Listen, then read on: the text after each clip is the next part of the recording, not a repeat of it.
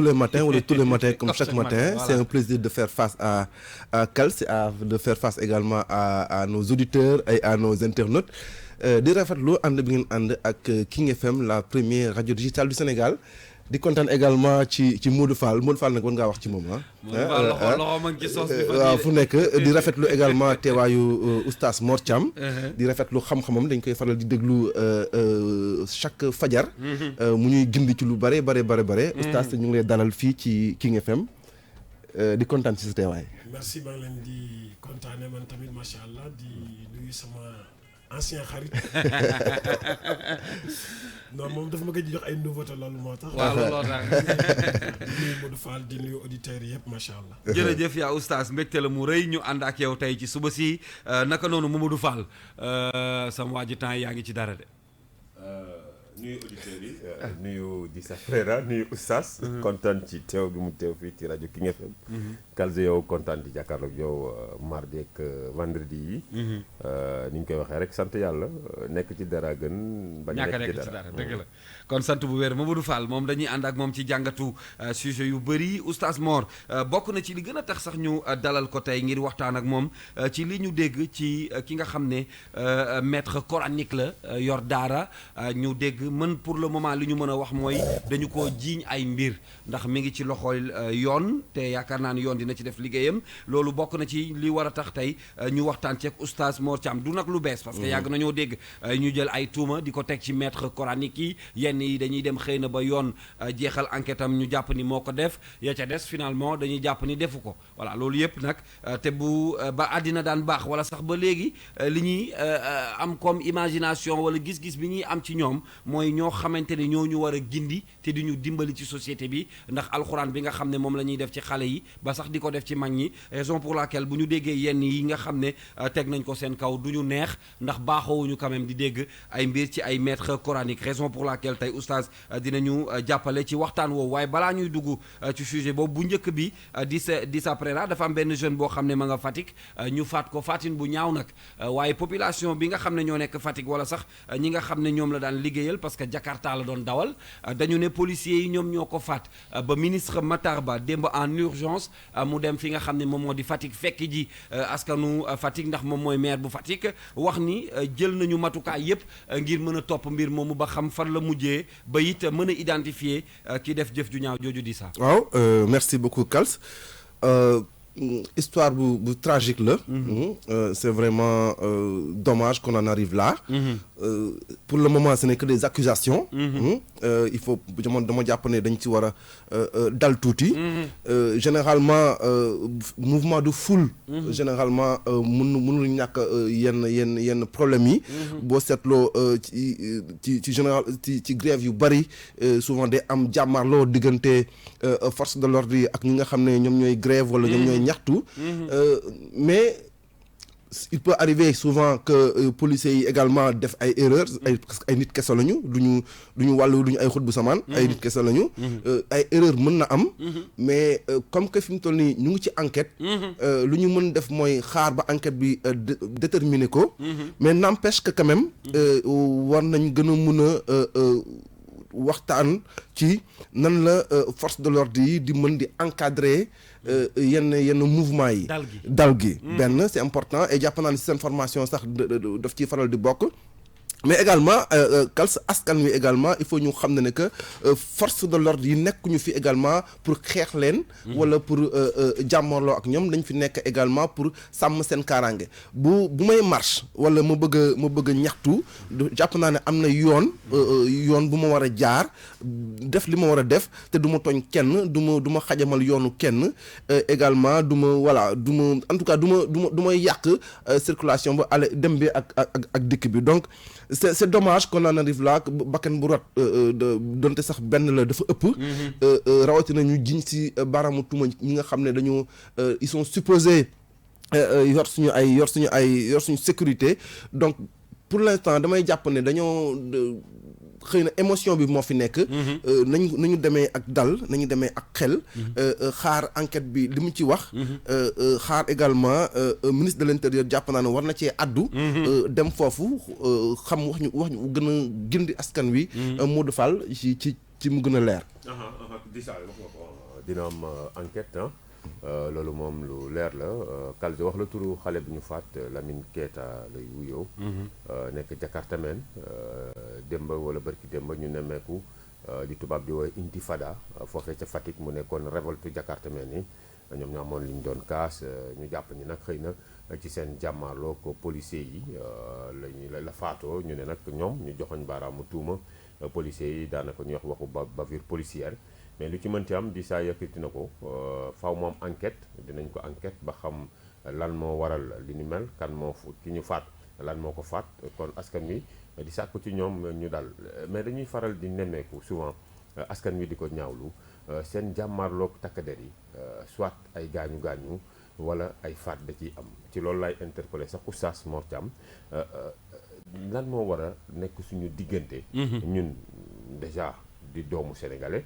ñaar itam di diggante ñi nga xam te ne dañuy aar ak ñun ñi nga xam te ne ñooy population bi même bu ñu meree Oustaz. waaw Modou maa ngi nuyu suñu auditeurs yëpp di nuyu Disa di nuyu DJ Kals. di wax ne li am Fatick lu yaram di daw la. maanaam loo xam ne ku ko dégg rek di sénégalais. am benn sens de responsabilité sa xol du sedd. muy ci côté policier yi muy ci côté citoyen yi. muy loo xam ne nag. man pour man. dama jàpp ni li am na ba pare. mais li ñu war a jàngat. mooy naka la ñuy fexe. ba dootul am. parce que li muy am bari na. déjà wax na ko léegi. mais dañuy nan la ñuy def ba dootul am. xam nga fi mu nekk nii ce matin mi ngi am affrontement defe naa je pense ci Cheikh Anta Diop bi. mi ngi am affrontement entre policiers yi ak étudiants yi. alors loolu naka la ñuy fexe ba dootul am. man pour man li ma ci jëkk gis. te loolu ma ci jëkk gis benn commandant la ñu may envoyé benn vidéo am mu waroon ñëw université Dakar mu ñëw gis étudiants yi mu sermonné leen c'est-à-dire yow mu utiliser force mais dafa utiliser xel. waxtaan. jiital waxtaan. c'est-à-dire bu fekkente ne bi yow force de l'ordre nga jiital force bi. force bi maanaam physique bi. doole ji notaange bi. c'est-à-dire kii ñëw ci yow dalay xaar ak pied ferme. dëgg la. loolu mooy. déjà tiitaange day am. day nekk sur la défensive. loolu la muy mel ni muus boo ko jubalee nii def nii rek. di jël génne ay griffes. effectivement alors nit tamit noonu la ko yàlla bindee. loo ko ëpp doole sooy ñëw ci moom day génne ay défense am taxaw. léegi bu fekkoon ne bii dañoo jiital waxtaan. force de l'ordre maanaam ñoom li ñu leen di doyee mooy maintien de l'ordre. maintien de l'ordre donc saa bu ñu tiiree grenade lacrymogène rek créé nañ désordre. te ñoom ñoo war a maintenir ordre bi fi war a am. donc il faut que ñuy jiital taxawaay bi moo war a changer. voilà doxin bi moo war a changer. d'accord léegi xam nga loolu nag li koy changer. mooy ñu fexe ba askan wi xool leen bëtu bi ñu leen war a xool. xool ne ñii suñuy nit lañu dañuy défendre bët boobu tant que askan bi xool ko maanaam dafa am. image bu ñu collé. bu mu collé ak police ak police gendarmerie yi ak yeneen yi mel dafa am image boobu nag police am na intérêt pour dindi ko. askan bi am nañu intérêt pour dindi ko mais dafay am beneen troisième personne bu nekk ci diggante bi boo xamante ne bii mooy defar dama xamul ci côté police lay bokk wala ci côté société civile lay bokk. mais ñooñu ñoo war a fexe ba laver. am nañ ci rôle buñ ci war a jouer pour que loolu dootul am. Oustaz loolu dafa toftalu ci faat bakkan yi nga xam ne dañ koy dégg fan yi Mamadou Fall junj na ko tout à l'heure bu weesoo sax diggante policiers yi ak citoyen simple yi ci diggante citoyens yi sax maintenant nga dégg diw faat na diw dafa bari munoo toog semaine yàlla ba mu jeex ci Sénégal léegi te déggoo ni faat nañu diw à ton avis ñu teg ko un peu ci diine ak ci xam-xam lu waral loolu. xam nga Oustaz maanaam DJ Kals dafa am lu am mooy bu dee ci côté diine la ñuy xool sunu boroom du génnee sunuy bon lu dul ñoo affiché sunuy bon. maanaam ni ñu bone rek noonu la suñu société di mel ñu baal ma ci waxin bi ndax fii ñu tedd ñu ngi fi ñu baax ñu ngi fi ndax li ñuy dégg ci ñu rey noonu la ñuy dégg ay nit yoo xam ne dañuy sauver ay dund yu dul jeex mais lenn mooy suñu problème mooy dañu am lu ñu raté mooy dañoo raté suñu éducation dañ ko raté parce que li tax mooy fañ ñu waroon yare ña ñu fa waroon yar toog fa talatuñ ñu je donne un exemple par exemple les parents talatuñu seeni doom parce que bu ñu xëyee dañuy daw uti mburu nos enseignants talatuñu pour éduquer pour enseigner parce que ña nga ca mbedd ma di laaj mburu alors léegi li Matar Seck Mboro waxoon day mujj am ci société bi Matar Seck nee na doomu sàmm ba ñu jub mag ñi ñoo ko yónni ne ko demal sàmmi ci àll ba foofu y avait pas de nit amu fa rab moo fa nekk ak ñax ak yat ak xaj buy mbaw alors ñu waxtaane njub ginnaawam fekkewu ko alors bu ñëwee tamit yëfi rab rek lay def donc loolu mooy suñu société yi suñu parents yi dañu déserter la maison enseignants yi déserter les classes sages yi déserter affaire bi finalement xale yi ñoo mujj a nekk seen xelu bopp seen xalaatu bopp te xale fugg la gën a am que xel loolu nag problème bu mag la macha allah non dëgg la analyse bi dafa pertinente te leer lool non te leer lool et wax na ko léegi gis nga Kals école léegi ñun bu ñuy jamono bu ñuy jàng école maa ngi koy wax suñu maîtres yi on nous instruisait on nous éduquait maintenant l'école n'éduque plus l'école instruit uniquement point bañ na ko ba boo dóoree bu ñu dóoree sa doom école mooy école yaratul école yaratul man bu may disais la preuve mooy bërki dem ba enseignants yi ñu bastonné fii nga xamante papa moo jógee fële ànd ak doomam ñëw ci école dóor man Kals xaw ma raconté naa ko fii un jour ou pas dëgg la nga sama instituteur école primaire dafa moon benn montre électronique xam nga la ma daan wax te Ngor gii la dëkkoon man ma dëkk Almadi dafa ma daan wax loo def sa kër montre bi daf ma koy wax te dama ko gëmoon nga koy bàyyi xel c'est psychologique non ma def dara sama kër non monsieur Mbengue da koy xam benn ñaar su ma daan dox ci àll bi di dem école wala di dem foyi dama ko daan fekk ci toolam muy bay c'est-à-dire que dafa jàngal suñu yaay yi c'est-à-dire que bu ma leen comprendre da ngeen a bëgg a delloo situation bi ñuy dund ci éducation non parce que éducation parce que gis nga quand il y a pas d'éducation ça ne fonctionne pas je vais te donner un exemple les plus grands pays du monde tey si on parle de l'Allemagne comme étant le pays le plus développé lan moo ko def seen ak ndof seen éducation moo ko def Japon bu ñuy wax nii même Chine bu bëri ay mbir nii les Chinois sont très éduqués à un certain point dañoo kaaroo na ma yàlla baal dañoo sakkan rek mais ils sont éduqués mais Japon li tax Japon dafa dëgg yenn crimes yi yenn mbir yi éducation de base éducation bi dafa dëgër maintenant ñun boo seetloo au départ dëkk yu mel ni Sénégal dañoo tënku ci religion muy christianisme muy islam te ñaari religion yëpp dafa on a l'éducation au cœur de ces deux religions là maintenant ce n'est plus réellement le cas on parle beaucoup de religion mais on fait peu de religion on en parle beaucoup mais on le pratique peu et quand je dis pratique waxuma dem jàkka ja rek wala dem église ba on peut être musulman par définition man Alioune Ndiaye laa tudd donc musulman là ça c'est musulman par définition mais est-ce que yaa ngi def jëfu jullit sa biir kër est-ce que l'islam ni mu laajee nga yar sa doom ci biir kër est-ce que yaa ngi koy def est-ce que christianisme ni mu laajee nga yar sa doom ci biir kër gi est-ce que yaa ngi koy def est-ce que sax wax nga ko sànq est-ce que sax am nga jot bi donc pour man question yooyu noonu suñ ko ratee rek Modou Fall problème day am. non on l'a raté di ça après bon bu fekkee ni sax Alioune Ndiaye musulman par définition bu weesoo loolu dafa am ñu société bi tëddee woon. ngay dégg mag ñi di ko wax yow nga nekk ci suñu jamono ñun xëy na ñu xaw ko am. mu di heure boo yeewoo da nga daan fekk yaay mooy nekk ci kër gi. papa da daan yeewu fajar doo ko sax gis. wala bu la nee jugal julli boo jullee boo tëddaatee boo yeewoo doo ko gis. laataa timis lay ñëwaat mère bi mooy ne ci kër gi mère bi moo doon yar mère bi moo doon toppatoo xale yi. et puis dama daan gis ay njogonal yooyu yëpp maire yi ñoo ko daan def di jox xale yi ba duñu xiif mais tey ji ba duggee ci kër yi bon yi nga fay fekk ani yaay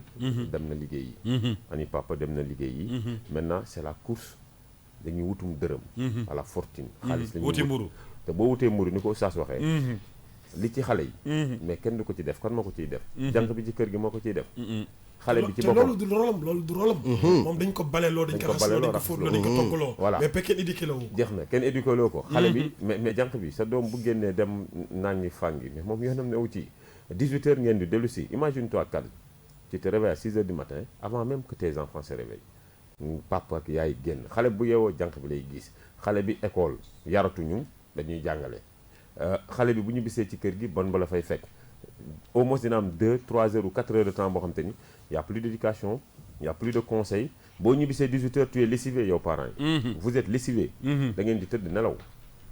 xale bi doo ko seetlu week-end bi nga am ci xale bi mais est-ce que yaa ngi koy toppatoo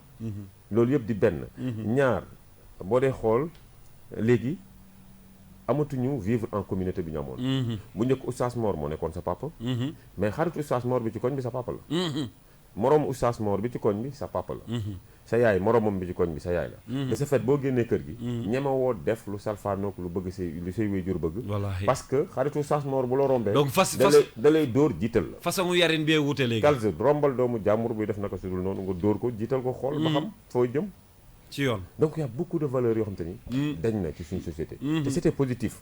mais foog ñu delloo si loolu bu ñu yaree à la base xale yi ñoom ñooy màgg ñoom ñooy dem ci penc mi ni ko Oustaz Mor di waxee ñoom ñooy jiite après penc mi ñoom ñoo nekk ci police bi ñoo nekk ci gendarmerie bi ñoo nekk ci école yi loolu mooy reflété waat ci journalisme bi ñu nekk ci mooy reflété mooy bu société bi bu base bi yàqoo société bi yëpp yàqu wallahi alors ñi ngi ak Babacar Ba moom mi ngi nekk Forum Justiciable li waral ñu jokkoo ak moom ci téléphone bi mooy ndaw li nga xam ne rey nañ ko ca Fatick te situation ñun ñëpp ñu gisandoo ko di xaar nag fu muy mujjee Babacar Ba ñi ngi lay nuyu ñun am nañu habitude di déggoo ak yow ci cas yu mel nii déjà noo jàngatee situation bi ak fi mu toll nii ba ministre Matar Ba moom en urgence dem Fatick ngir leeral mbir mi nga xam ne ñun ñëpp ko yëgandoo. waaw d'abord maa ngi leen di nuyu auditeurs yu King FM yi nga xam ne ñoo ngi teewlu. di commencer rek par naqar parce que xam nga man Fatick pratiquement fa laa dëkk. parce que mun naa ni fa laa yaroo donc man bi ma amee 15 ans pratiquement laa dem Fatick ba ni ma toll nii donc sama dëkk la xale bi ñu faat aussi xale bi décédé mun naa ni pratiquement ñoo bokk quartier parce que s'orienté wuñ. alors donc loolu mënuma def leen d'abord lu di ko mettitlu di ko naqarlu ci sama kàddu Forum du Justiciable di jaale ñi nga xam tey ñoom ñooy famille bi mais li am aussi dama bëggoon rek ci njalbeen ñu féliciter ki nga xam tey moom mooy le maire de la ville Matar Ba parce que aussi bi mbir mi xewee gis nañ ko Dakar la ko fekk mais lépp li mu jàppoon daf ko bàyyi dem xool situation bi nu mu demee donc loolu aussi ak lépp lu ñu mënti wax rek d'abord dañuy commencer par di ko féliciter le ministre Matar Ba maire de Fatick parce que aussi je pense que ni kilifa loolu lañ la soxlaa bu sa réew bu sa localité amee rëq-rëq am loo xam ne xew na fa je pense que ak fu mu la mënti fekk rek bu dee surtout bakkan la li nga war a def mooy nga bàyyi lépp dem nemmee ko xool situation bi donc loolu aussi mu nekk loo xam ni dañ ko ciy féliciter maintenant gannaaw loolu aussi ñun mënuñu def lenn lu dul réclamer li nga xam ne tey moom la yoon tëral parce que li ñu jot information yi ñu jot am xale bi dañ ko ramasse donc benn patrouille boo xam ne moom la police doon def bi mu ko defee ci ay vers 11 heures quelque comme ni ñu am ci information donc ñu téye xale bi biñ ko téyee d'après information yi ñu am ba tey dañ ko yóbbu plage foofu lañ ko dóoree ba mu commencé wàccu deret gémmiñ bi di fuur donc après bon pratiquement nag biñ ko yóbbu hôpital fekk daanaka jeexal na donc thèse boobu également police da ko réfuté maintenant ki ñu ci mën a jàppale mooy le procureur de la République moom rek tey moo mën a édifier les Fatickois moom moo mën a édifier tey les Sénégalais sur les véritables causes du décès ci naka mooy ñu à ce que ñu def autopsie waaw bu ñu defee autopsie en bonne et due forme autopsie bu objective ñu xam su boobaa effectivement xale bi ci yan anam la génnee aduna bu dee effectivement li ñu wax noonu la police moo ko dóor ba mu faatu su boobaa également ñu jël ay sanctions. waaw Babacar. waaw Babacar di sapeera ci kaddu gi. Babacar généralement li ñuy wax bavure policière nemmeeku nañu ces dernières années Sénégal bëri na ay mbir yu mel noonu bëri na ñuy joxoñ baaraama tuuma force de l'ordre yi ci ñoo def nii ñoo def naa ñoo def na le tey lan moo war a nekk taxawaayu ñaari parti yëpp muy aussi bien askan wi que force de l'ordre yi ba nga xam ne parce que on a l'impression que pas ñëpp mais ñenn ci population bi am généralement bu fekkee manifestation nañu am on regarde d'un mauvais œil les forces de l'ordre tey qu'est-ce qu'il faudrait faire pour que les uns et les autres comprennent que les forces de l'ordre sont là pour de l'ordre mais également que les forces de l'ordre elles-mêmes comprennent que ils sont pas elles sont pas là pour mater les manifestants tey lan moo war a nekk taxawaayu ñaari parti yëpp et kan moo ci war a mën a addu ba nga xam ne mën na arrondir les angles tey ba ñu mën a éviter yu mel nii. waaw xam nga mbir mi Issa je pense que ni kenn ku nekk bu xamee sa rôle je pense que ni problème du am mais dama jàpp ni peut-être acteurs yi muy les forces de l'ordre muy également ñi nga xam ne tey ñoom ñooy citoyens yi peut-être dañu desee xam seen effectivement seen rôle. te xam nga tey bu ñu nee la force de l'ordre moom mooy ki nga xam ni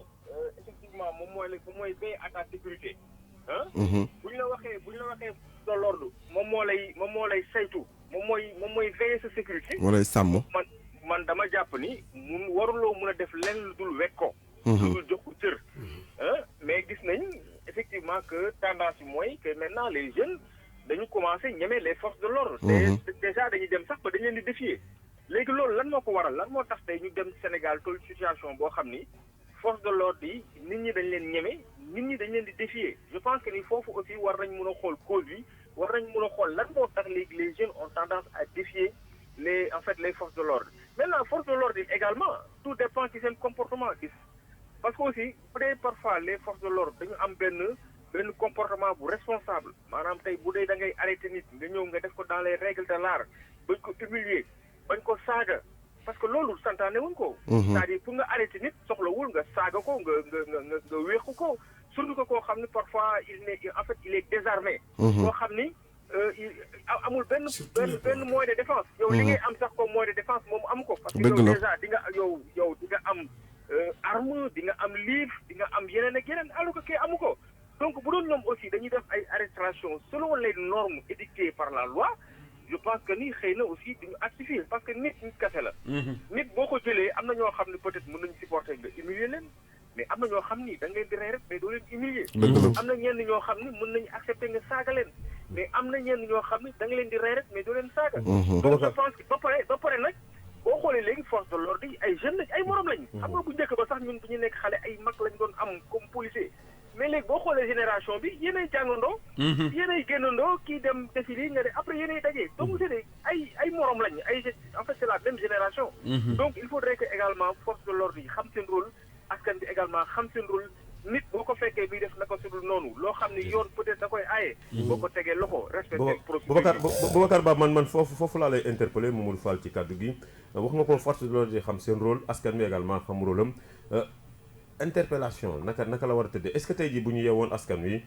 ci seen relation bi ñu war a am ak force de l'ordre bi par exemple ne la force de l'ordre am droit saaga la bu lay interpeller lii la am nga droit noppi ba keroog sa avocat di ñëw bu fekkee dañ la yóbbu ci ay commissariat est-ce que force de l'ordre am na droit jàpp nit yóbbu plage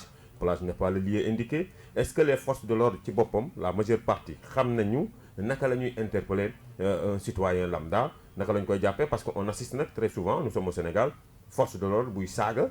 nit wala nga taxaw ci circulation bi gis mu laaj permis saaga ainsi de suite yooyu da nga koy gis est-ce que tey jii par exemple askan wi tolluwul ci ñu mën a xam lan la leen yoon may. sensibiliser leen lan la leen yoon may par rapport ak seen diggante ak force de l'ordre na ko lii force de l'ordre waru ko jéggi yow lii waroo ko jéggi lii moo war a dox seen diggante et puis ku nekk bu ko xamee xëy na jàmm ni ñooy.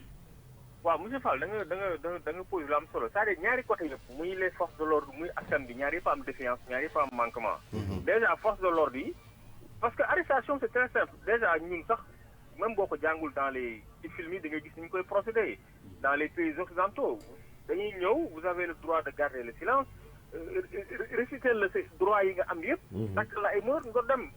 say doo en fait du am benn genre braquage. ki ñuy arrêté également bu ko yoon tegee loxo na xam ni yoon moo ko force c'est-à-dire loi moo ko teg loxo. moom aussi warul rebeller c'est-à-dire warul def benn opposition de force. tey man su ma nekkee si naka su dul noonu policier bu ñëwee arrêté ma damay c'est-à-dire en fait damay xaw ma naa ko mën a waxee mais dama war a. je respecte la loi. voilà je respecte la loi du ma def benn opposition. parce que arrestation boo xam ne nag dafa jaar ci yoon nit ki warul def benn opposition mu ñëw nit ne la dama lay arrêté parce que da nga def lii ak lii ngeen ko ok bu dugal la ci oto bi moom aussi bu la tegee loxo ba dugal la ci otoom amatul beneen sañ-sañ ci yow parce que le plus souvent ñiy dem di procéder à des arrestations dañ leen di yónni commissaire bi moo leen di yónni moo leen di jox ndigal commissaire bi moo ngi bureau commissaire bi c'est un homme de loi xam na jàng na il a fait une belle formation donc commissaire bi aussi bu ñu ko indilee li muy def le plus souvent mooy déglu ko def PV. bu jëlee PV bi jox ko procureur. parce que ñoom sax amuñu sañ-sañ daan amuñu sañ-sañ joxe benn sanction. même procureur sax bu ñu ko yóbbalee procureur lu mu mën rek mooy. am na fu mu yem procureur sax amul sañ-sañ ne moom mooy àtte. juge bi rek moo am sañ-sañ ne kii. effectivement di ngeen ko fekk muy def yoon da koy dal donc gis nga chaîne bi. c'est juste pour respecter xam nga donc bu leen tegee loxo li ñuy def mooy yóbbu la commissariat. commissariat bu ñu ko fa yóbbee commissariat def jël PV bu jëlee PV bi jox procureur bu liiree PV bi. xool est-ce que jar na ma topp wala est-ce que kii damay classé sans suite procureur def liggéeyam procureur bu ne damay topp ba tey waa ji il est présumé être un innocent ñu jël jox juge bi nag mooy àtte donc comme gis nga procédure boobu. bu ñu koy respecté je pense que ni. macha allah mais Boubacar waaw Boubacar dafa am loo tëb ci wax ji sànq bi nga wax ne nga d'après li ngeen recoupé dañ ko ramasse la ñu jàpp ko yóbbu plage c'est-à-dire man foofu laa lay laaj est-ce que les forces de l'ordre ont le droit jàpp nit ki yóbbu plage. non attends c'est-à-dire xam nga léegi tendance bi ñu am te moom mu nekk sama compréhension. xam nga parfois di nga jàpp nit xale nga fekk ko peut-être muy def naka sul noonu nga ni xaaral mu corriger ko. c'est-à-dire loolu mooy problème bi ñoom waruñu corriger. c'est-à-dire ils n'ont pas ce droit. c'est prérogative. amuñu prérogative boobu xale foo ko mënti jàppee waroo ko yóbbu beneen lieu bu dul commissariat. feneen foo ko yóbbu fu dul commissariat. tegoo ko ci yoon non tegoo ko ci yoon. effectivement dañu nekk ci état de droit. commissariat bi tabaxuñ ko pour ay xar ak pour ay loolu. te yow dañ lay yónni. dañ la jot ordre demal nga def patrouille boo gisee ñoo xam ni peut-être dañuy def lii lu jàllawul lu méngawul ak yoon. indil ma leen. waaw boo leen ma indilee après man. waaw c'est encore am solo analyse c'est important. am na oustaz Mar noo jàngatee waxam. mooy li ñuy wax ni xam nga bu fekkoon ci ni bii dañ doon mener enquête. dañ doon mener enquête. di def reconstitution des faits. warul am dóor warul am. dëgg la. dóor yi moom warul. voilà mais Kals man laay ragal par exemple boo ko y a des pays au Mali on a vu une vidéo virale. boo xamante ni un chauffeur de taxi bu yanu policier bi ba ci kaw dóor ci suuf c'est au Mali. boo demee au Burkina c'est-à-dire ñun foog ñu teel a jël le devant avant ñu yegg foofu. avant rapport population ak force de l'ordre di ñagas. c'est-à-dire les gens ne sont pas regardés d'un bon œil. tey jii nga wax si tu fais le sondage tu demandes aux Sénégalais mais da ngay gis li ñu lay wax ci ñoom. c'est-à-dire ñoom tamit également nañu xool ni ils sont payés pour assurer la sécurité des Sénégalais suñu biir lañ leen tibbee. solal leen tenue pour ñu aar ñu c'est-à-dire ki nga jàpp sa nawle la sénégalais la comme yow boo ko jàppee lii yoon wax def ko bu dee da nga koy mënate ko dugal ko ci oto mais ki nga mënate mu dugg ci oto mais t'as pas besoin nga koy dóor il est sans défense soxlatoo nga koy dóor jëla yóbbu fi nga ko war a yóbbu ñu topp yoon bi bu ñu koy tëj ñu tëj ko mais on assiste très souvent à ces scènes là et souvent dafay ñaaw quand on parle de bavure policière et tamit bu fekkee ni par exemple yoon toppul yëf yi ba mu sës dafay indi ay jaxasoo ci société bi ñu ngi ñaan daal bii pas ci Fatick di ko ñaan Matar Ba que l'enquête dem ba jusqu'au bout ko ñu xam def autopsie boo xam te ni c'est objective def li nga xam te ni moo ci war ba xam lu rey xale bi lan moo tax ñu rey ko ñan la et puis bu yoon tegu seen kaw ñu xam ni yoon la loi est au-dessus de tout le monde. man sama may tuuti Kals. waaw ay rapidement pour une minute man pour man. genre situation yi. ça met mal à l'aise sax suñu dirigeants yi en l'occurrence le ministère de l'intérieur. parce que le ministère de l'intérieur moom moo leen jiite. donc dafa jiite ñi nga xam ne dañu war a aar askan wi bu fekkee kii jiite ñi war a aar askan wi war leen aar ñoom tamit parce que tamit ñoom il faut comprendre que c'est ay Sénégalais lañu ay borom kër lañu et tout bu fekkee moom dafa leen war a aar dafa leen war a aar vis-à-vis de peut-être yenn accusations yi te de plus en plus ñuy dégg yenn accusations yu jëm ci ñoom ça on peut le mettre dans une situation inconfortable quand même je pense que aujourd'hui gis nga Kals ça c'est la partie visible de l'iceberg. Tu vas dans certaines régions du Sénégal, moi j'ai fait les régions du Sénégal, il y a quelques années de cela, il y avait un jeune qui s'appelait Yamadou Sagnan qui a été tué à 3 km de la frontière malienne. J'y étais. J'étais sur les lieux du drame. J'ai fait un reportage sur ça à la télé, les gens l'ont vu et on m'a raconté comment ça s'est passé. Gis nga démb bi ñuy wax braquage bi nga xam ne ay soi-disant maliens ñoo ko def jóge fële bi ñuy dem ci information yi ñu bàyyi la ñu nekk ñooñu dañ fa bàyyi benn lettre de menace di menacer douaniers yi ci seen ay pratiques yu ñuy def foofu. est-ce que comprendre nga bu baax lu mu la wax nii. donc règlement de compte. day difficile ñu natt ko mais am na yu ñuy xam am na yu ñu xamut aussi. ça xëy na c'est pas à Fatick la arrivé bu xewee Dakar dañ koy xam. mais am na zone yu muy arrivé yu nga xam ne peut-être que mën na am ay bavures mais yoo xam ne nit ñooñu jotewuñu sax ci médias yi pour wax leen naqari.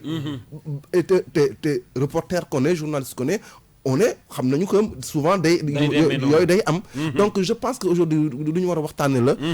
on doit lancer une campagne de sensibilisation nationale. Par rapport à ces questions là muy ci askan wi muy également ci ñi nga xam ne ñooy force de l'ordre et force de sécurité. am na solo ñi ngi bàyyi xel également information bi parce que dina am suite ak fu muy mujjee ci xale boobu nga xam ne faat nañ ko ca Fatick ak ministre de l'intérieur monsieur Aly Ngouille Ndiaye ba ci sax Matar Ba mi nga xam ne en urgence. dem na Fatick ngir taxawu. xam naa ni moom Matar Ba moom dund na weekend bu métti. ci waaw wallaahi parce que li mu fekk ci làmb ji. wallaahi ci waaw doy na waar. c'est vrai ba mu fekk Fatick métti na ci moom. alors Oustaz Mor moo ñuy permettre ñu mën a dugg ci ñaareelu sujet bi nga xam ne dañu accuser benn maître coranique ca Wakam moom li ñu jàpp mooy ni li ñu teg ci kawam mooy dañu ko jiiñ ñi dafa am ay xale yu nekk ca daara ja yu mu doon def jëf ju ñaaw maanaam di yegg seen kaw ba ci sax boole ay ndongay daara yoo xam ne fa la ñu nekkoon li ma Serigne Sall yi wax nag sànq ci lii ay xibaar yi ñu jële ci journaux yi mooy dañu ne quartier ba mu nekk bi ñu doxantoo ba dem fa waa Wakaam yëpp mbir mi da leen a bett ndax image ak kilifa gi nga xam ne moom la sëriñu daara boobu am ca dayo ba mu am ca gox ba bañ dem sax ba ni bu yónnee kilifa ca koñ ba sax day dem ndax cër bi ñu ko jox ñoom nag nee nañ mbir mi da leen a bett ba finalement daal dañoo toog di xaar fan la yoon di mujjee ak mbir moomu Oustaz Mor li ñuy faral di dégg ci ñooñu nga xam ne dañoo yor ay daara muy ñu ngi leen di wooy les maîtres coraniques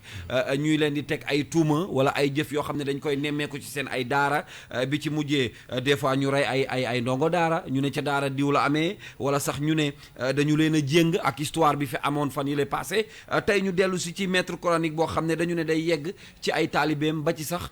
di boole ñaari taalibe yoo xam ne dañu nekk ci daara ji boo déggee xibaar bu mel nii naka la lay def. li may jëkk def mooy daf may bett daf may metti. daf may bett daf may metti parce que lakk gi dafa tàkkee fu ñu ko foogeewul. foo xamante ni kenn xaaru ko fa. bu fekkee li ñu wax loolu lu am la. ndax tuuma rek la. présumé la mën na am confirmé wuñ ne noonu lay demee. bi ci des mooy enquête bu nga xamante ni bi moom la ñu reporter yi def dem ci askan wi li ñu seede mooy xamuñ ci moom loolu. mais aussi tamit ñun dañu am proverbe bu wolof buy wax ne nit ndekete yoo la sant. dëgg la. ak a leer. waaw nit ndekete yoo la sant ak a leer. santul Faal santul Njaay santul kii mais ndekete yoo la sant. donc léegi kon duñu ko taqal. mais duñu ko miimal. mais leen rek la ñuy wax. mooy sëriñ daara. xaaruñ ci moom loolu. mais tey ci suba dégg naa benn éducateur sportif. waaw bu nga xamante ni bii tamit moom tamit. Libération moo ko génne mu nekk responsable. Dakar Sacré-Cœur. waaw Dakar Sacré-Cœur mu nekk responsable. kon li ngay jëkk gis performance bi nga xam te mooy du ci koor doon yegg ci ay xale. moom ñu ngi ko jàpp samedi mu ngi tudd Olivier. Sylvain moom nag xale yi mu doon ciblé mooy ñam fukki at ak ñett ak fukki at ak juróom boo déggee ci biir journal bi boo ko liiree di nga gis ni am na ay témoignages yu daw yaram. ñu xam te ni ay xale yu ñu identifié ñu yegg na seen kaw. d'accord ba noppi kon ci ay weeri ngi nii moom xale yi dañu doon sax rus pour dénoncer ko. moom la Libération génne tey moom moo. Oustaz jëf yi ñaaw naa. boo dee xool yooyu dafa xaw li ma bëgg a wax foofu mooy. du ci koor bi. du ci koor bi. mais ci nit ki la. du ci koor bi maanaam du ci njàngaleem alxuraan bi. du ci sëriñu daara yi. du ci sëriñu daara bi ci nit ki la. du ci sportif bi. déedéet du ci journaliste bi. dëgg la mais benn nit bi. moo am jukko boobu peut-être. def ko ñu xam ne kon loolu la. li ma bëgg a wax rek mooy am ni ñuy wax ne sëriñ daara bi jëng na sëriñ daara bi rey na sëriñ daara bi tëdd na loolu mën na nekk mu am. mais aussi ñu xam ne boobu bu nekkee benn. bu bon. téeméer yu baax ñu ngi fi. dëgg la. téeméer yu baax ñu ngi fi. dëgg la. je te donne un exemple man mii di wax ak yow nii maa ngi préparé dimanche prochain. pour sargal benn sëriñ daara bu nga xamante ni bii dama ko joxoon confié woon sama doom. mi ngi am 8 ans. mu def ci moom mu maîtriser le Coran. je l'ai testé jox ko ay nit ñu testé ko mu maîtriser le Coran ba maa ngi préparé dimanche prochain pour sargal Serigne Daara boobu. ndax liggéeyam bu rafet. xam nga kon kooku li mu def lu baax kële. voilà def na leen dëgg la donc loolu laa bëggoon wane nii. lu leer nga wax du ci koor bi. du ci koor bi mais jukko nit ki. dëgg la jukko nit ki moom moo feeñ ci li muy liggéey. ndax corps de métier boo mënti nekk sa jikko nga fay andi it. voilà loolu itam dafay jara bàyyi xel. dëgg la du càggee ni dama wax ni Serigne Daara bi dafa nekk un saint. dëgg la déedéet du un saint. yàlla moo ko nattoo wala bakkanam nattoo ko mu def. naka sudul noonu muy liggéeyam ndegam moo ko def. dëgg la mais mu liggéeyee ko nag ci côté daara bi. comme ni sportif bi liggéeyee ko ci côté sport bi. xam nga tey jii boo jëlee sportif yëpp nga boole leen ci benn sac. am na ñoo xamante ne bii boo leen tuddee ay icône la ñu ci sport. dëgg la da nga mën a wax loolu. ci journalisme la même chose. ci police la même chose. ci leneen la même chose. kon xam nga lan la ñu war def. mooy lu nekk ñu xool. ñuy vérifier en tant que des parents. en tant que des c'est pas moi. ñuy vérifier suñuy njaboot. sa njaboot bu jógee ca daara ja ñëw. nga xool ko parce que nit ki aussi tamit loo naïf war nga jàng psychologie de l'enfant. dëgg la surtout. loo naïf laa. war nga jàng psychologie de l'enfant nga xam ne xale bi li mu xëyee woon fii tey jii. ak ni mu wàccee bokkul. que ni muy doxee ni muy waxee ni muy lekkee ni muy nelawee nga xam ne kii am na lu ko traumatisé nga bañ ko. bundu xataal mais nga xëcc ko ci sa bopp ba wax ak moom. ba xale bi xam. ndax éducation entre xale loolu bu ñu ko doon def te Kals. waaw kon li yàqu nii yëpp du propagé ba egg foofu. am na solo Kals li oustaz wax mag mi boo dee xool sa yaay. sama yaay dañ ñu daan seetlu boo demee foo yu ba ñëw. dañ lay xool man mii dañ daan ibbi sama gémmiñ ba taay di ko xencu ba xam tuxuma. ñoom rek après. wala lu toj sa bët tubéy bi nga sol yi xool est-ce que xotteeku na wala dina. waajur yi dañ daan seetlu seen i doom mais tey jii xëy na loolu manqué na mais oustaz benn laaj laa koy laaj. xëy na téeméer yu baax mais nee nañ benn pomme de terre bu bon yàq na saaku image bi tey ndax foogoon ni dina écorner li nga xam te ni moom moo di image yu daara ci boppam est-ce que lan lay def ci daara est-ce que du ko ñaawal. non da koy xajamal image bi daf koy xajamal parce que man mii toog nii nekk doomu daara ñuy wax loolu ci daara maa ngi rus. comme un policier bu ñuy waxee dara ci police ni muy rusé man noonu laay rusé. donte maa ngi ñaan sunu borom loolu tuuma boobu mu nekk tuuma kese mu bañ a nekk lu dëggu. dëgg la maa ngi koy ñaan sunu borom bañ a nekk lu dëggu su ko defee daara yëkkatiku parce que bu ngeen xoolee 3 mois yi 4 mois yi li ñu fi génnee ci wàllu daara. loolu daara attanu ko. ak lu baax li muy def. dëgg la loolu attanu ko. Kals c'est vrai oustaz li mu wax lu am solo la. man fi may addoo Kals bu fekkee sëñ Mor Mbaye nekkagul à l'antenne man fu may addoo mooy gis nga oustaz dëgg la wax nga ko sànq mbir mi du mbiru doon sëriñu daara wala nga mais église baa ngi nii mais y a pas longtemps le pape bi taxaw ne dootuma aar kenn ku def na ko su dul noonu ci wàllu viol ak pédophilie du dëgg la donc te loolu ça fait des années 50 ans 60 ans 70 ans mu ngi am li ñu gis nii tey du lu bees. non dafa màgg. du lu bees xëy na médias yi moo tax tey ñu gën ko ràññee mais pédophilie ak siif jigéen yàgg na fi te du woon uniquement les sëriñu daara. mais dans les écoles françaises mais on en a vu beaucoup. mais ñun nag dañu gis ne yéen da ngeen di ciblé. non ciblé ñu la en fait man dama bëgg objectif oustaz non li may wax ni oustaz. d'accord damay bëgg a wax ni que. c'est pas spécifique aux daara. aussi bien dans les daara nga ko gis ñu ko gis ci école française yi xëy na jamono yi waxu ñun ci mais yàgg nañu gis ay maîtres ay instituteurs primaires yu nga xam ne dañ daan def naka su du noonu seen ay élèves yu góor wala jigéen. église bi mu ngi fi. ci société yi mu ngi fi ci kër yi mu ngi fi donc. ci nit ki la donc bu fekkee sëñ Mor Mbaye est à l'antenne. mën koy professeur.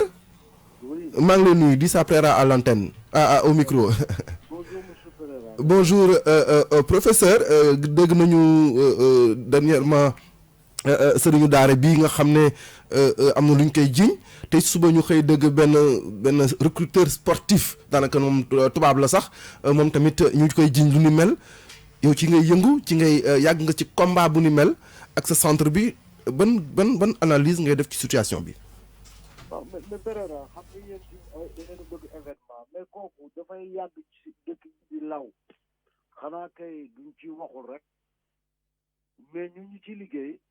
xam ci ñaar fukki at ba suñu liggéey ñu yóbbu ko sax ba ci yeneen réew ci Afrique dara duñu bett ci lu mel noonu dara duñ ci bett ndax xam nga luy law da nga koy jéem a gëstu xam ko ñi ci liggéey nga yittewoo leen jéem leen a jàppale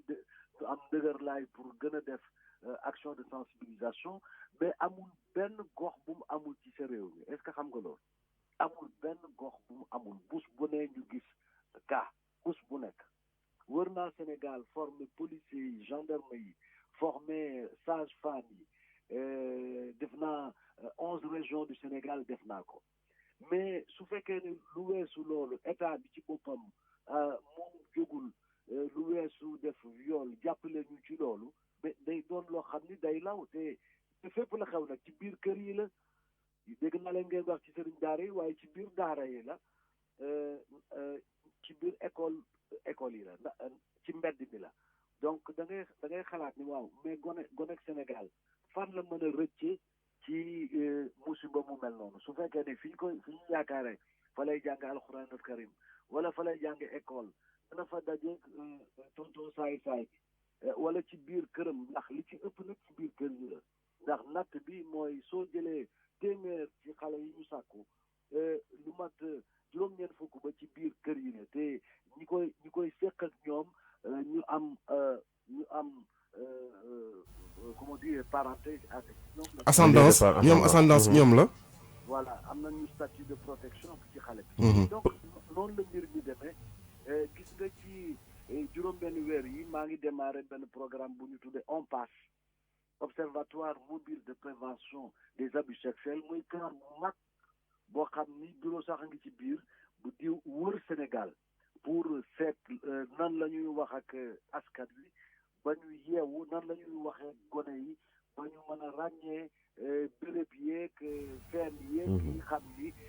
saay soosu dañ ko professeur boobu ngi commencé ci Sénégal waaw professeur Mamadou Fall ci kàddu gi maa ngi lay nuyu wax nga ko nee nga luy law la ci Sénégal te mu ngi ci àdduna bi sax mu ngi ci goxu Sénégal yëpp mais tey jii boo dee xool yow psychologue nga maanaam psychologie nga sax ci la sa xel màcc te boo dee xool mbir mi dafay laal wàllu xel trop ndax nit xel la lan moo waral tey jii ampleur bi mu am ci booy def une analyse psychologique maanaam lan moo indi nit ñi ba ñuy am yenn rapport yi nga xam te ne dafa xaw a sax ngeen baal ma ci wax ji jege ma la. waaw nga xam nga kooku xam nga réew day dof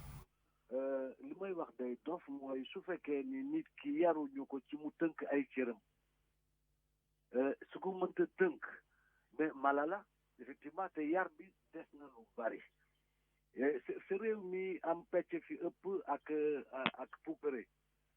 donc yar bi des na lu bari te xale yi aussi ci seen bopp waajur yi ci seen bopp aussi fu la tontu parents yi du ñoo démissionné mais kenn da leen a missionné wul maanaam xamuñu luy waajur ak ndénkaan li xam ni mooy gone gi ñoom lan nañ ci war a def ba jéem ko yee ngir mu mën a wattu boppam ndax fii ñu toll ci seen réew bi gone yi ñoo mën a wattu seen bopp ndax kuréel yi wax xam ni ñooy war a toppatoo xale yi kuréel yooyu du ñoo xaw a nasax ñun ñu ngi ci liggéey 20 at ubbi ay observatoire di def prévention maanaam di jéem a yee xale yi gis nga bind naa ci benn téere attention tonton saay téere boo xam ni dem naa ba taalif ko ci wolof dugal ko ci biir askan bi donc soo ma laajee ni ma lu tax nit ki xam ni moom moo jóg di sàkku xale bi est-ce que ak ndof la man ne déedéet mënuñoo wax ni dof na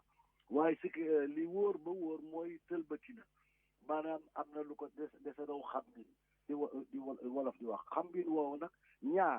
ñàkk ab yar la ca topp mën naa am aussi moom ci boppam loolu mu bëgg a def gone gi dees ko mos a def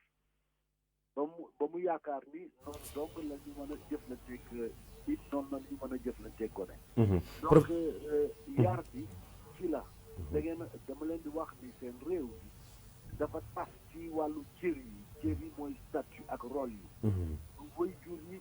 ci bari lu weesu xont gone yi xaritolo si sax léegi ñoo gën a ëpp xale yi important donc problème bi loolu la dëgg la état bi ci boppam xamul ni li xam ni mooy réew li ko yore ci alal du or du jamaa du pétrole aw nit la nit ñoo xam ni du ñuy tabe bari xam-xam nga yar leen seen xel nga nàmbat seen xel tàggat seeni cër ba ñoom ci seen bopp ñu xam ñooy ñaan xam identité.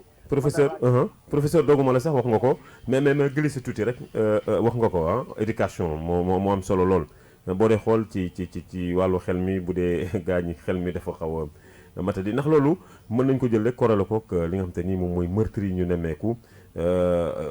analyse psychologique meurtre yi ñu nemmeeku. waaw sëñ bi dama ne la gis nga réew la boo xam ne su crise amee ak ndox day law. ndox nag xam nga dafa bari ay feebar te kii dafa daanu ci sareet kii dafa kallas ñoom ñëpp nag su fekkee ni kenn jógul yittewoo leen pour faj leen day doy waar ndax liy dox ci réew mi di dem ak di ñëw sol bone yore kurus di dem nga defe ne kii xel maa nga ci moom fekk ni xel bi nekkul ci moom te dafa bari ci biir kër yi aussi ndax damay wax ne amu leen politique de santé mentale politique de santé mentale soo ko gisee mooy prévention la doo nit ba nit ki dof ba kanas nga jëm koo faj da nga koy yittewoo ci di ko waxtaanee ba nit ñi mën a ràññee ñi xam ñoom seen yaram neexul. jërëjëf peut-être une dernière question professeur gis nañ ko état bi jamono ji génne na benn loi contre la pédophilie et le viol est-ce que yow jàpp nga ne que loi boobu noonu mën naa xanaa xëy na wàññi mbir yi. déedéet du ko wàññi li koy wàññi lenn rek la mooy li may def mooy on passe. mooy yee nit ñi. mooy yee nit ñi ba xale yi mën a ràññee jataay yi xam ni mën nañ koo seq comme saay xale yi daw ko nee naa xale yi les enfants il faut en faire des acteurs de leur propre protection. ok ndax ñoom amatuñu benn béréb boo xam ni mën nañ fa échapper nee naa la téeméer boo jël juróom-ñett fukk ba ci biir kër yi la soo leen yóbboo ci daara yi mën nañoo daje ak tonton saay bi wala école mën nañoo daje ak moom donc problème bi prévention la loi moom su fekkoon ni mooy soppi àdduna kon kenn waxatu ko mais li ci jiitu mooy prévention wax naa que benn ministre bu yàggul ni ko li ñuy def ci réew mi il faut ngeen suuxat ko bu leen dem di jéggaani yeneen i modèle am na modèle ba pare ndax ñun ci ñaar fukki at yi fu ne dem nañ ko ci Sénégal formé nañu policiers yi formé gendarme yi formé sage-femme yi formé magistrat yi donc loolu il faut que ñu gën ko suuxataat mais aussi fexe ba béréb yëpp yi xam ni fa la nit ñi di daje ci biir kër yeeg école yeeg seen jërëjëf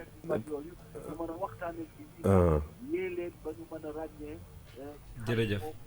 am na solo professeur xëy na temps bee ñu xooti rek te waxtaan wi li duuf ci nag bi xajul ci cin wi xëy na daañu la invité incha allah nga ñëw toog fii ci antenne bi ñu gën a yaatal. maa ngi leen di xaar. jërëjëf professeur ñu ngi koy gërëm bu baax a baax moom la ñu doon jokkool ci téléphone bi professeur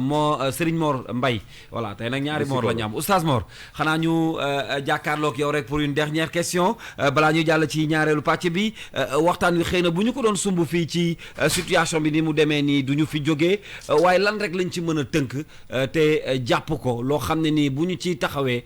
phénomène yi ñuy dégg nii ci sëriñu daara yi ak ci ñeneen ñi nga xam ne dañ leen di dénk ay xale yaakaar nga ni dina fi mën a jóge liñ ci mën a tënk bari na bariwul bu ci njëkk mooy ñu yëg ni ay nit lañu d'abord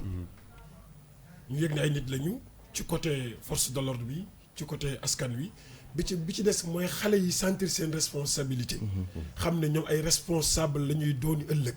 ñii fi yor liñ fi yor yëpp ñoom ñoo ko war a yori ëllëg suñu ko waajalul duñ ko mën a yor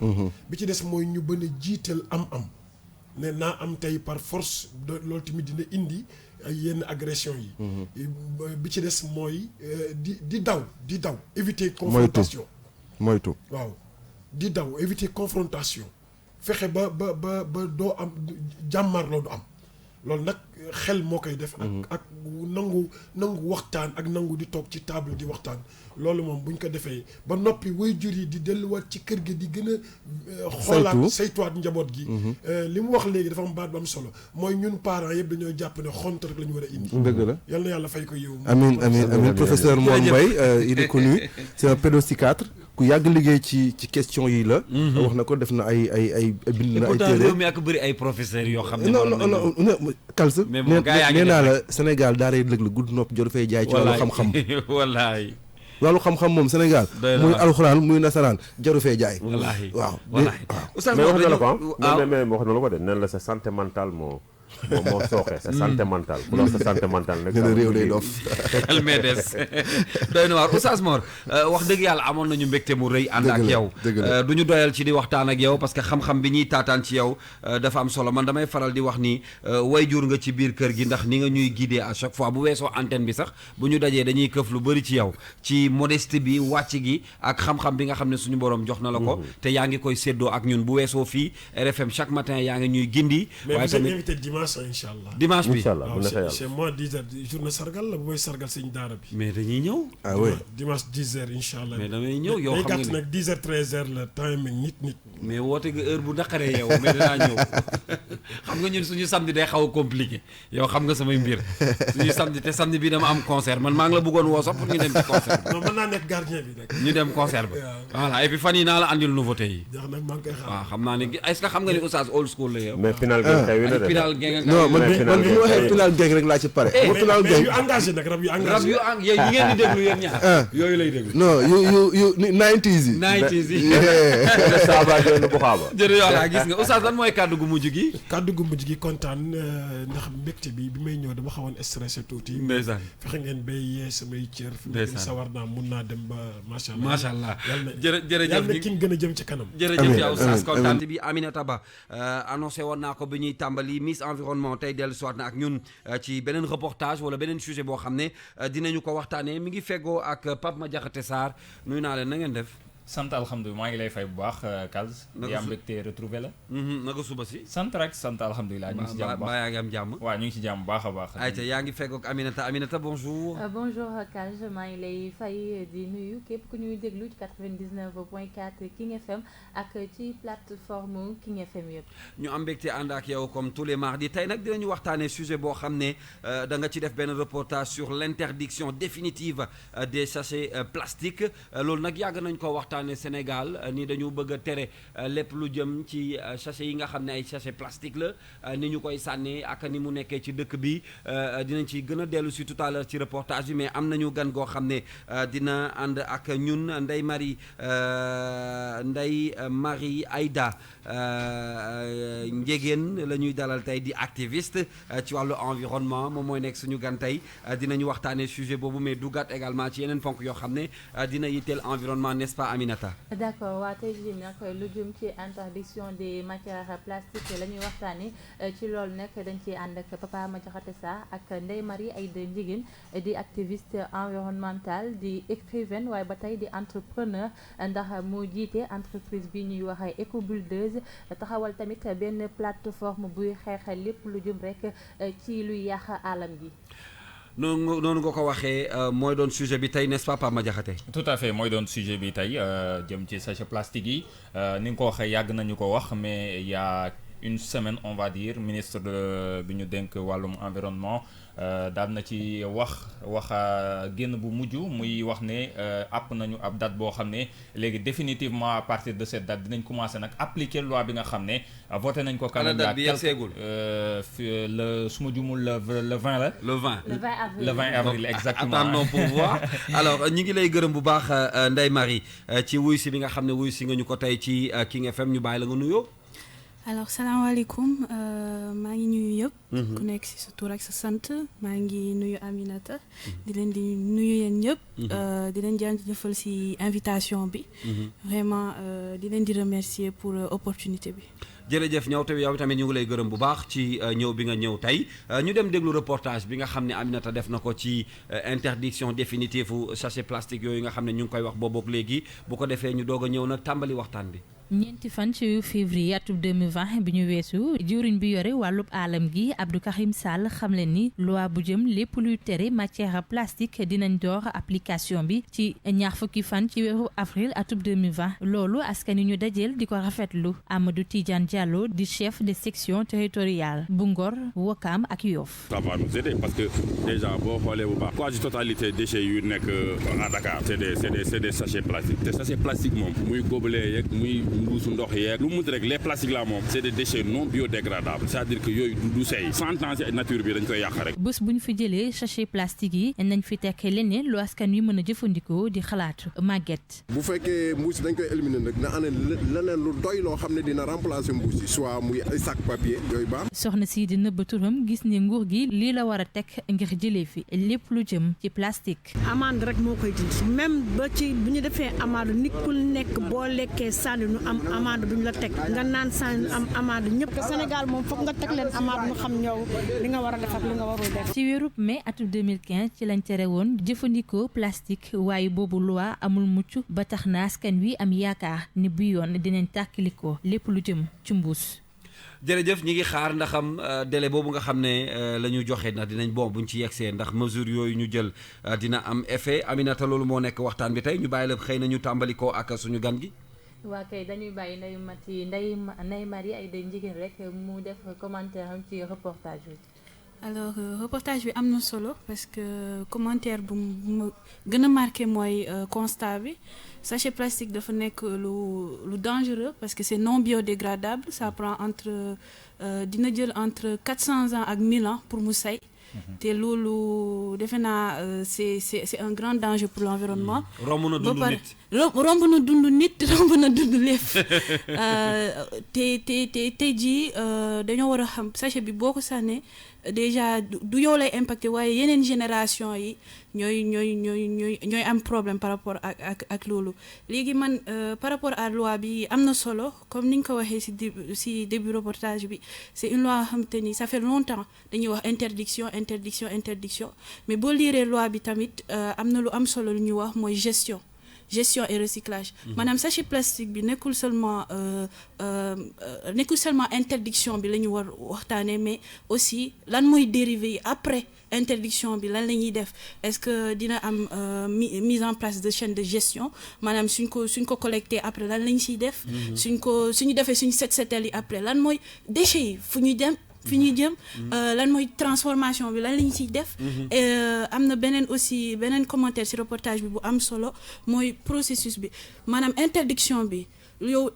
ci marché yi soo amatul sachet en plastique soo amatul mousse léegi lan mooy alternative bi lan la ñuy créer pour après à la place te loolu aussi lu moo am solo avant ngay interdire dafa war a am processus te ci man processus bi déjà dafa war a nekk ci éducation environnementale première chose maanaam avant ngay interdire da nga war a wax nit ki lan moo tax nga koy interdire lan mooy conséquence interdiction bi lan mooy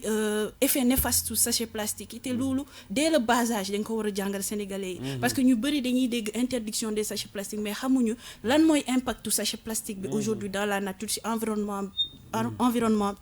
environnement bi te tamit ci santé wu nit parce que plastique dafa nekk lu dangereux. voilà tey ndax jàppoo ne kon bu ñu xoolee constat bi nga xam ne def nga ko ak lépp li nga xam ne ajoo na ci. ndax du sensation kon ne dañu mettre les charrues avant les bœufs. bon Sénégal loolu dafa nekk ce qu'on a l'habitude de faire suñu tradition la maanaam choc. Interdiction démarche choc action choc mais avant ngay def démarche choc action choc il faut mu am processus te da ngay préparer nit ñi avant ngay def interdiction d'une chose da nga war a préparer nit ñi à cette interdiction là da nga war a mettre en place ay processus yoo xamante ni aujourd'hui nit bu utiliser wul sachet plastique am na beneen alternative verte maanaam dina utiliser papier biodégradable dina utiliser leneen pour par exemple si marché yi et cetera les ñuy jaay ñu mun ko jëfandikoo donc aujourd'hui avant interdiction dafa war a am benn processus mooy éducation environnementale mooy développement d'alternatives au sachet plastique d'abord. D'accord li nga wax noonu est-ce que de firndeel ne état bu Sénégal dafa war a gën a yokk communication bi gën a wax ak askan mi mooy sensibilisation chaque jour sax ñu ngi koy def mais peut-être doyul ak tamit li nga ne dès le bas âge lañu war a former xale yi est-ce que tamit ci école yi waruñoo jàngale loolu. exactement man nit boo koy former dès le bas âge ngay commencer maanaam booy jàngal nit boo nekkee xale ngay gën a capter yenn yi ngay gën a nekk réceptif à certaines notions te ci man éducation dafa nekk lu important mooy la base de la société c'est pas pour rien que ñu jël 42% suñu budget national def ko ci éducation te éducation bi noonu nekkul seulement jàngal nit mu calculer wala mu compter wala bu lire et cetera dafa nekk aussi ay comportement yu ñu war a développer ci nit te ci comportement yooyu respect de l'environnement dafa nekk un des comportements fondamentaux yu ñu war a jàngal xale yi te loolu je pense que benn programme bu ñu war a def ci école yi la dès le bas âge que ce soit au jardin déjà dañoo war a jàngal xale yi duñ papier duñ ko sànni ci suuf sachet en plastique baaxul lan mooy conséquence parce que xale à chaque fois soo ko waxee lii baaxul da lay laaj lan moo tax baaxul te loolu dafa am solo il faut ñu expliquer nit ñi lan moo tax baaxul jaru ngay wax loolu baaxul rek non lan moo tax baaxul loolu benn processus de pensée le pourquoi lan moo tax baaxul te loolu dafa am solo te dès le bas âge suñ ko defee instant yi duñ waxati ay problèmes environnementaux parce que sénégalais yi ci boppam ñooy jàpp ci combat bi. d'accord kon Sénégal tey jii ni ñu mel li ngay wax éducation bi dafa manqué est-ce que jàpp ne kon ñun mën nañoo dem bu dund sans ay déchets yoo xamante ni plastique lay doon. loolu dafa nekk quelque chose de très compliqué parce que même si pays développés yi di nga gis que dinañ mettre en place des programmes d'éducation environnementale et tout mais ba léegi dina am déchets plastiques. loolu moo tax ma ne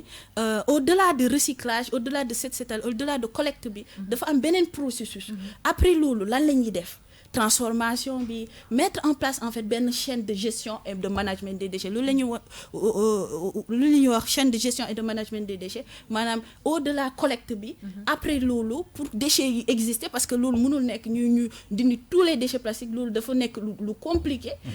suñ ko collecté ba pare lan la ñuy def ba transformer ko joxaat ko beneen valeur maanaam aujourd'hui gobelet bi nga sànni en plastique ñu transformer ko def ko leneen wala sachet yi nga sànni ñu transformer ko def ko leneen.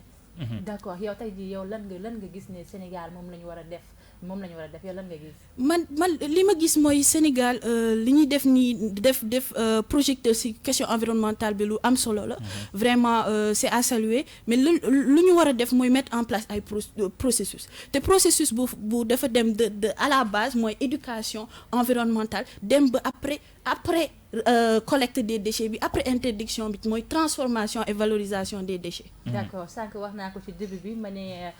Ndeye Marie moom activiste environnementale la ndax taxawal na benn plateforme boo xamante ni da ciy jéem a xeex lépp loo xamante ni dafay yàq environnement bi yow initiative boobu noonu fan nga ko jëlee. Alors man dama amoon occasion am chance dem Rwanda. bi ma demee Rwanda ma gis fa ay entrepreneur lancé leen benn défi ne leen tey jii su ma ñëwee Rwanda sachet plastique bu ma gis wala saleté bu ma gis di ngeen ma fay $20 saa bu ma gisee sachet plastique parce que dañ ma waxoon Rwanda boo fi ñëwee bokkul ak Sénégal dafa set forum dina set fu munti dem daal dina set ma ne leen loolu mënul nekk ñu ne man mën na nekk kay léegi ma ne leen su ma rombee un déchet wala benn sachet plastique wala benn carton wala déchet bu ma romb daal fay ngeen ma $20 ñoom ñoo d'accord ñëwal bi ma ñëwee Rwanda may doxantu dem naa fu ne romb ma fa sachet romb ma fa ba léegi nii maanaam aw ma ci dara aw ma sama $20 aw ma sax benn $20 léegi mën na leen mais comment c'est possible ñu ne ñun dañoo jox environnement dafa nekk disons suñu levier maanaam aujourd'hui soo waxee Rwanda ci tourisme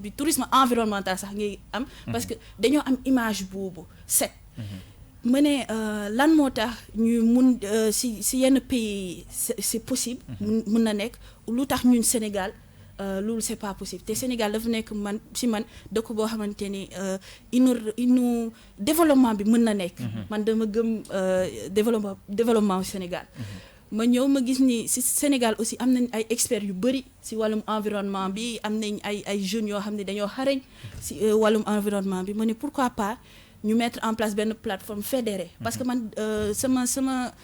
disons sama vision mooy collaboration maanaam man su ma amee xam-xam ma nekk ak Amina nekk ak keneen ñu jël suñu xam-xam boole ko day nekk impact bi day énorme te loolu c'est le seul moyen si man pour ñu développer Sénégal ma ne pourquoi pas ñu mettre en place benn plateforme mooy environnementaliste boole tous les environnementalistes tous les experts en environnement toutes les personnes yoo xamante ni ñoom dañoo bëgg environnement ñu mettre en place des actions actions yooyu ça va de sensibilisation éducation environnementale à action réelle maanaam setal et cetera mais aussi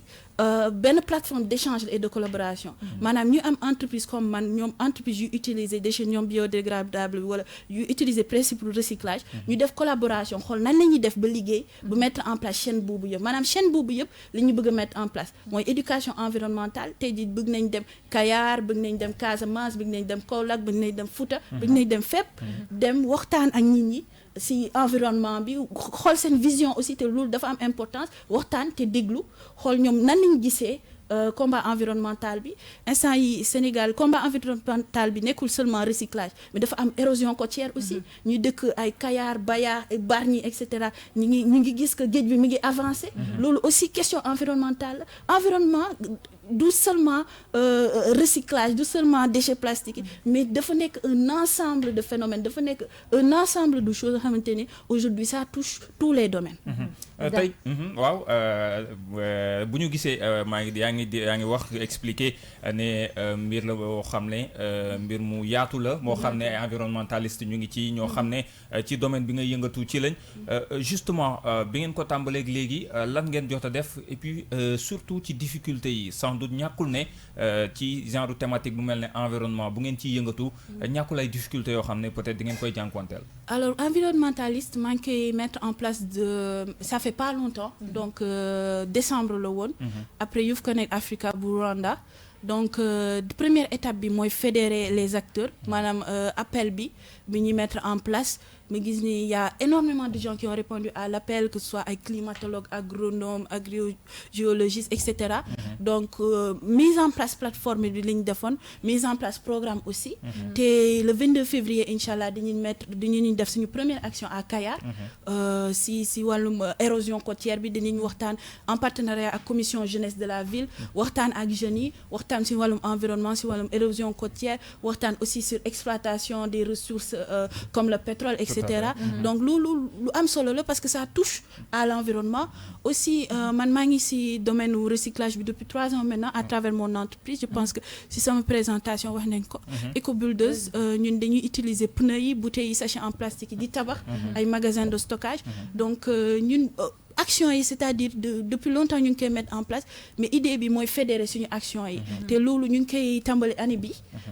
sama vision d'ici 5 ans c'est que ñu am ay pôle environnementaliste ci région yi yëpp ci Sénégal fédération d'acteurs sur l'environnement te ñoom ñu mun mettre en place c'est-à-dire aujourd'hui acteur u Dakar soxlawul dem Kayar pour mettre en place benn programme environnemental day nekk acteur u Kayar ñu mettre en place seen programme par rapport ak besoins yi par rapport ak problématiques yi ñuy am te ñu am fédération des environnementalistes c'est-à-dire Sénégal yëpp ñu booloo def fédération te loolu combat environnemental bi day gën a gaaw parce que man ñi Ndeye Marie ça fait 3 ans maa ngi ci recyclage bi maa ngi ci sama entreprise am naa impact certes mais sama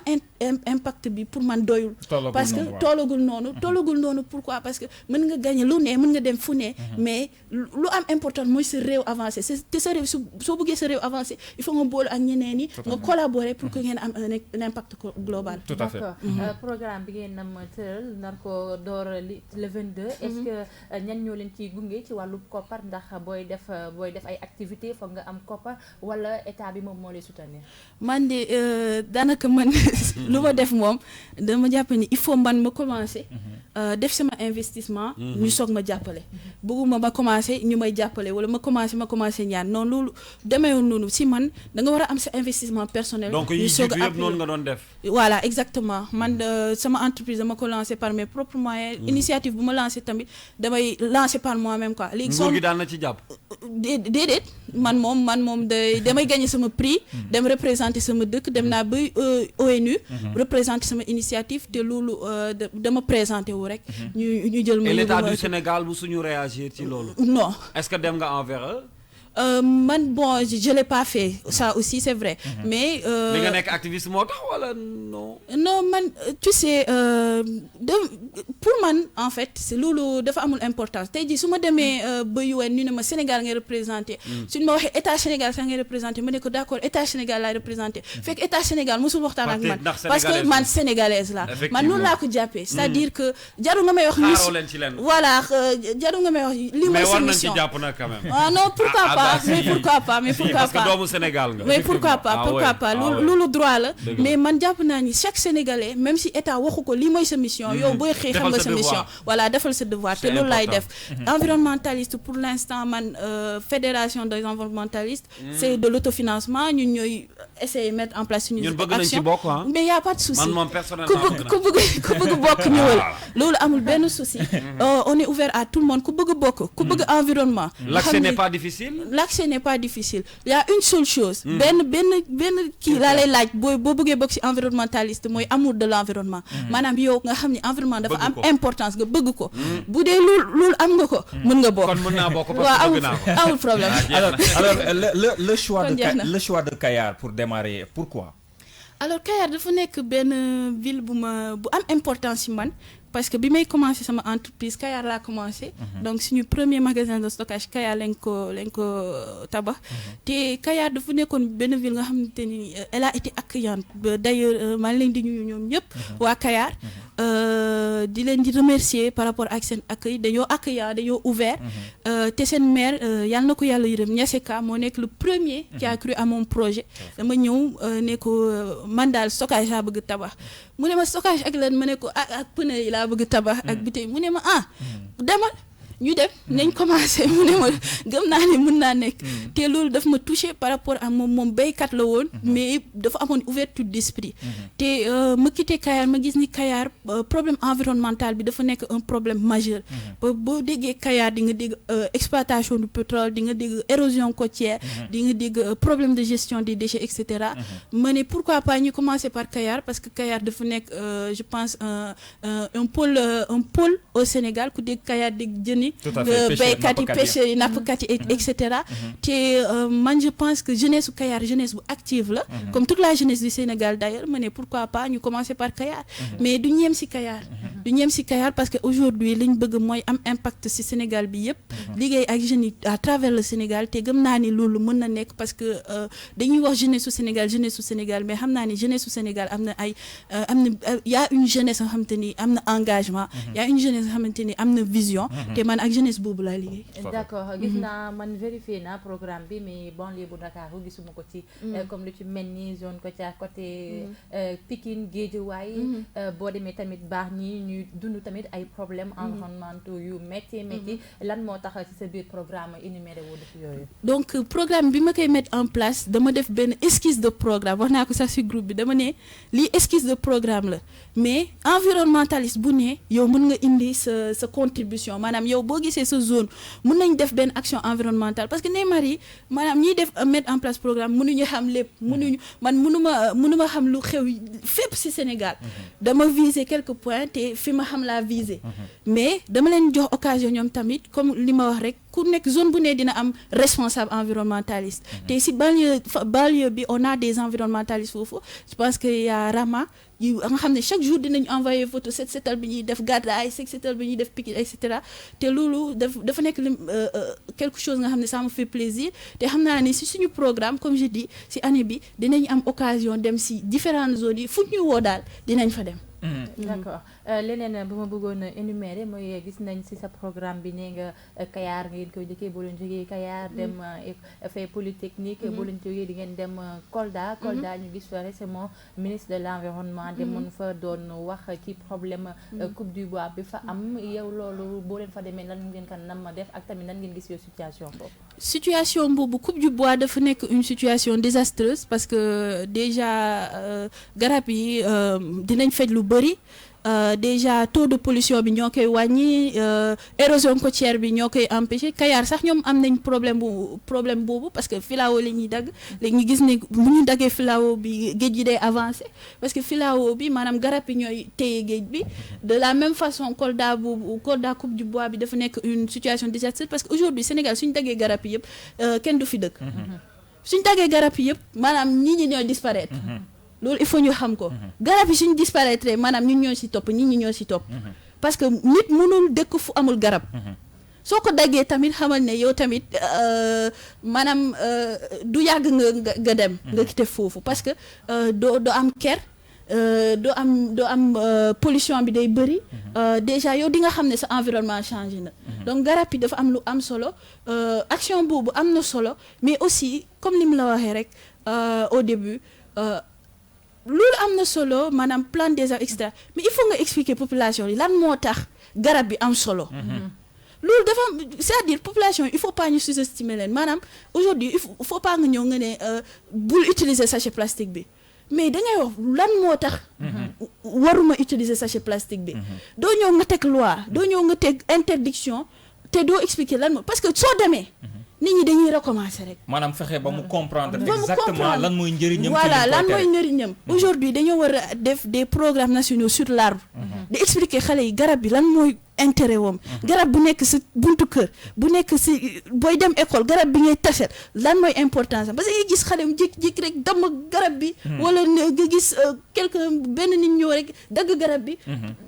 du ko sax doy dara. journée nationale de l'arbre bi ñu weesu état bi jéemoon na def lu mel noonu mais gis nañ ni amul continuité. exactement gis nga programme gis nga nit boo ko bëggee defar du nekk benn jour deuxième jour 2 jours day nekk benn processus. ay année lay doon.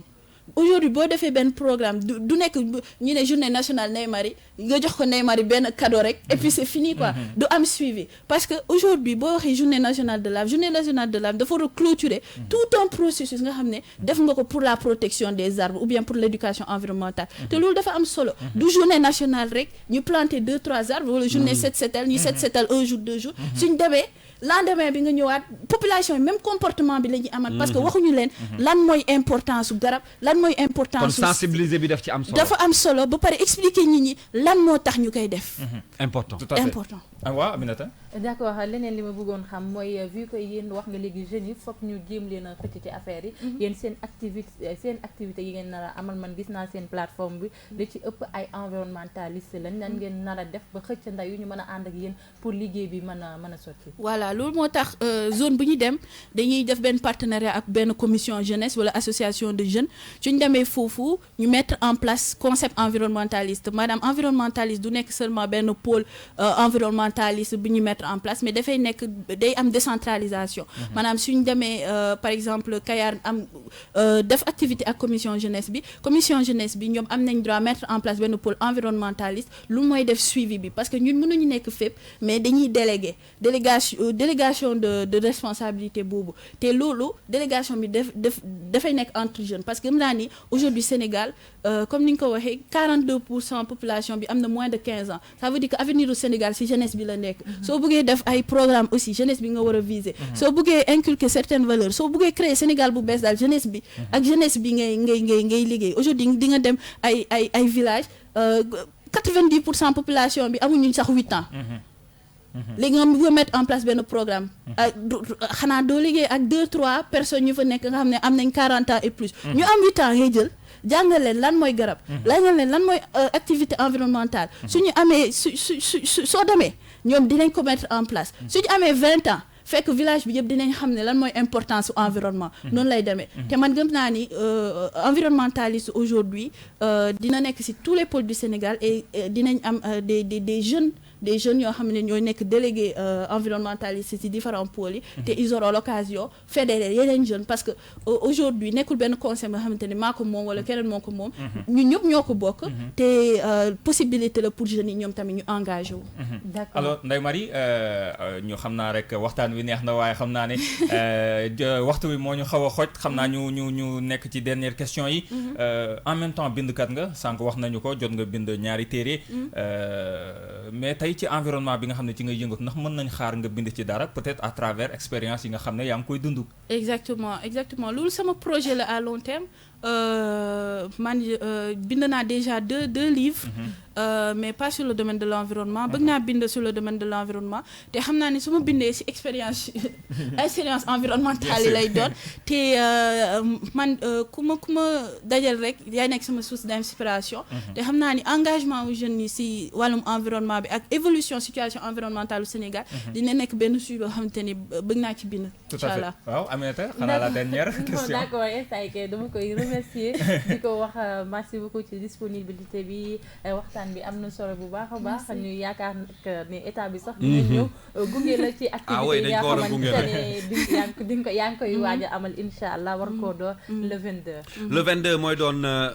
lañ ko war a tàmbali dina tombeek également interdiction définitive bi ñu wax le 20 yegg si ñu xool nag application bi après naka lay demee lan mooy kàddu bu mujj bi le mot de la fin. Le mot de la fin mooy déjà di leen di remercier par rapport ak invitation bi waxtaan bi am na solo surtout ouverture d'esprit bi surtout aussi vision bi par rapport à l'environnement man je suis très heureuse parce que sama papa journaliste la te bi muy commencer première émission ba mu def ci science et environnement la ko def te aujourd'hui di défendre cause environnementale bi plus de 20 ans plus tard 30 ans plus tard fini un journaliste de la RTS de surcroît. Mamadou Lo Ndiéguène. Mamadou Ndiéguène. Voilà, Mamadou Ndiéguène. Donc aujourd'hui nekk 20 ans plus tard 30 ans plus tard défendre cause environnementale bi di gis journaliste yi aussi am ci intérêt loolu benn fierté la ci moom parce que bi may ñëw maa ngi koy wax maa ngi dem ci benn émission environnementale mu ne ma loolu am na solo parce que déjà mettre la lumière ñu ci wax loolu ça de l'importance parce que sensibilisation bi la bokk tout le temps ñuy wax ci yenn sujets yi bàyyi environnement loolu aussi je pense que ça participe aussi si jeunes yi du ñu xam aussi dama loolu am na solo te di leen di remercier par rapport à l'invitation di remercier Amina qui fait partie des environnementalistes di leen di wooyee ñëpp ngeen bokk ci désormais on fait partie voilà y a pas de souci et puis le 22 dinañu ñëw gunge si la Aminata inchallah xam naa dina teewee événement bi inchallah ak yi fay am yëpp dinañ ko dégtalaat suñu ay auditeurs inchallah merci beaucoup te loolu dina am solo aussi di woo jeunes yi yëpp environnementaliste moom c'est ouvert à tout le monde benn condition rek laa ci teg mooy amour de l'environnement maanaam yow looy def rek bëgg ko am na solo ci man looy def rek bëgg ko di leen di remercier ñëpp voilà. jërëjëf kontaan nañ ci yow bu baax a baax. merci beaucoup ak muraay bu jekk bi xam nga dinaa ko wax balaa ngay jóg. merci Pape Madiakhaté. merci beaucoup Gaz merci amoon mbégte fekkee waxtaan wi am solo yi. di ko encourager nag ndaxte c'est pas facile. environnement dafa nekk domaine yoo xam ne. bokk ci domaine yi nga xam ne c'est pas difficile. boo ci mënee combat parce que nit ñi souvent du ñuy comprendre. mais bon yàlla baax na dinañ ci jàpp inchallah on sera tous environnementalistes. bu soobee yàlla yow rendez-vous tout à l'heure à midi ci tàggat yaram bi Aminata Miss Environnement moom it ñu ngi koy gërëm bu baax li intéressant ci rubrique bi mooy à chaque fois boo yegsee liñ ciy jàng dafa bari man ci yow laa jàngee ay pollution yooyu nga may doon andi fan yële passé pollution de l'air ay pollution sonore bi nag maa ngi koy xam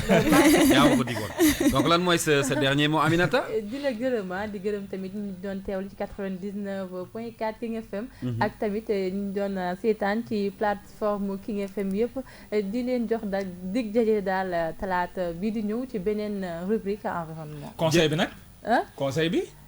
conseil bi di sàmmat ñu sàmmat suñu àllam gi daal environnement bi. protéger leen environnement bi. loolu moom faaw ñu tëjee mooy signature bi. oui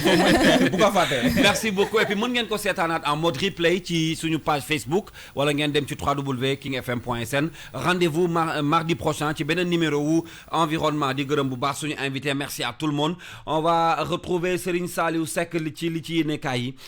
Kader Lo mi ma koy fàttali booboog léegi boo ma ko joxee rek ma jël ko bu soobee yàlla ñu ànd ak yéen ci li ci yéenekaay yi donc dellu si waat ak yéen nag doogo tàggatoo El Hadj Baye Cheikh moo ñuy wuutu léegi ci jotaay bi ndax moom moo leen di gunge ba 14h ci jotaay boobu ñu di pay King Feeling tout de suite li ci yéenekaay yi.